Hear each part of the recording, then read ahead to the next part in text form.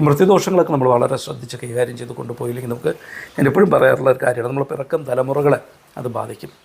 ഒരു മരണാനന്തരമായിട്ടുള്ള കാര്യങ്ങൾ, അതായത് ഒരാൾ മരിച്ചു കഴിയുമ്പോൾ ചെയ്യേണ്ട കാര്യങ്ങൾ നമ്മൾ കൃത്യമായിട്ട് ചെയ്തു കൊടുക്കണം. അത് നമ്മുടെ ഡ്യൂട്ടിയാണ്.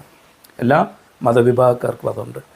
ഈ ഓരോ ദോഷങ്ങൾ, ഈ മൃത്യുദോഷങ്ങൾ എന്ന് പറയുമ്പോൾ വസുഭജ ദോഷം, പിണ്ടദോഷം, അകന്നാൾ ദോഷം, ബലിനക്ഷ ദോഷം ഒക്കെ വരുന്ന ദോഷങ്ങളെന്ന് പറയുമ്പോൾ അത് സഡൻലി നമ്മളെ ബാധിക്കത്തില്ല, ഗ്രാജ്വലി നമ്മുടെ പിറക്കം തലമുറകളെ അത് ബാധിക്കും. അപ്പോൾ അങ്ങനെ ബാധിക്കുമ്പോൾ നമുക്ക് ഒത്തിരി കാരണം വെച്ചാൽ എടുക്കുന്ന എഫേർട്ടിനനുസരിച്ചുള്ള റിസൾട്ട് കിട്ടത്തില്ല.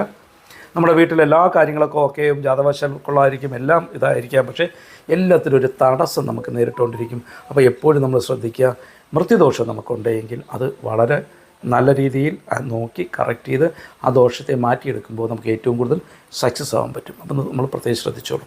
നേരത്തെ പറഞ്ഞ ഒരു ടിപ്സിലോട്ട് ഞാൻ കടക്കുകയാണ്. ഇന്ന് നിങ്ങൾ ചെയ്യേണ്ട ഒരു കാര്യം, ഒരു തേങ്ങ എടുക്കുക,